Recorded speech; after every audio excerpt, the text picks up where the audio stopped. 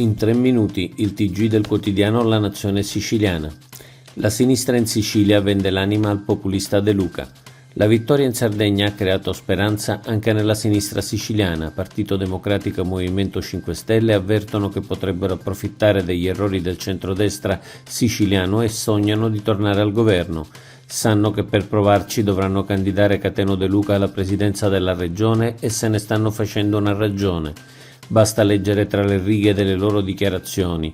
Anthony Barbagallo del PD ieri ha dichiarato: anche in Sicilia dobbiamo allargare il più possibile il campo, e a seguire Nuccio Di Paola del Movimento 5 Stelle ha dichiarato di voler costruire il fronte alternativo alle destre, termini usati entrambi per giustificare l'allargamento a De Luca che con la sinistra non c'entra davvero nulla, ma il PD e il Movimento 5 Stelle hanno ormai deciso di vendere l'anima.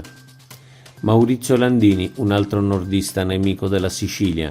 Ieri Maurizio Landini, segretario generale della CGIL, nel corso di una trasmissione, ha attaccato il progetto del ponte sullo Stretto.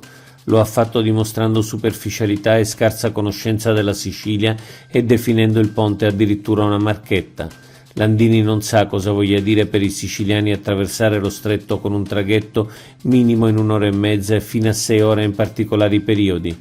Landini è nato in provincia di Reggio Emilia, è un uomo del nord che parla con distacco della Sicilia.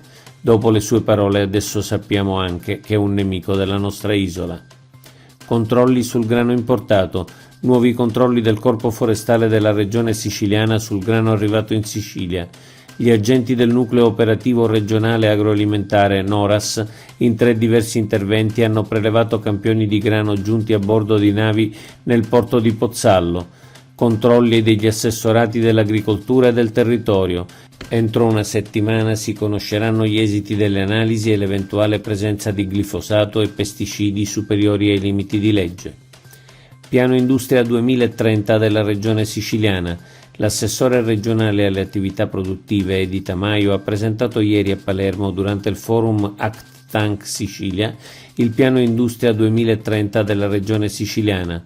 Condurre definitivamente, ha detto Tamaio, la Sicilia e i suoi sistemi produttivi fuori da una possibile condizione di marginalità nei mercati per rendere l'isola protagonista attiva. Già predisposto un pacchetto di misure per rafforzare la capacità di ricerca e di innovazione, quindi anche di competitività delle PMI siciliane. Iberdrola, in Sicilia il più grande impianto solare. Il gruppo Iberdrola costruirà in Sicilia un impianto fotovoltaico la cui costruzione inizierà a marzo e potrà arrivare a 305 MW. Si tratterà del più grande progetto fotovoltaico in Italia. Al momento del suo avvio genererà con i suoi oltre 400.000 moduli fotovoltaici fino a 400 GWh all'anno. L'energia prodotta potrebbe coprire il fabbisogno di ben 140.000 abitazioni e abbatterà l'emissione di 119.000 tonnellate di CO2 nell'atmosfera. Primi in Italia per interruzioni energia elettrica.